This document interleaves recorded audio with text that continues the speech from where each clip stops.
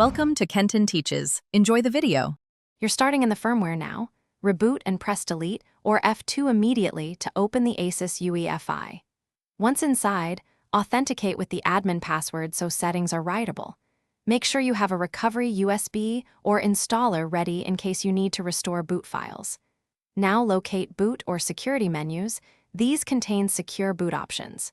Take note of the existing boot mode and secure boot status. This prevents surprises when changing keys or switching between UEFI and legacy. Once you've confirmed UEFI mode, go to the Boot or Advanced section and disable Compatibility Support Module, CSM, if secure boot options are not visible. Then open Secure Boot and choose the mode you need. Standard for vendor defaults, custom to manage keys, or disabled to turn it off. If you pick custom, you'll see platform key, key exchange key, and signature databases. Enroll or delete keys carefully.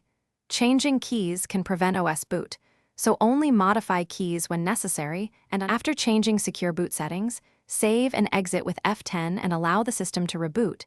Make sure your OS loads. If the machine won't boot, don't panic.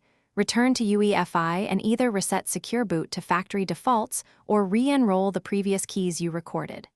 As a fallback, enable CSM temporarily or use a recovery USB to access repair tools and restore signed boot files. If problems persist, check firmware version and consider updating BIOS, because outdated firmware can break key handling.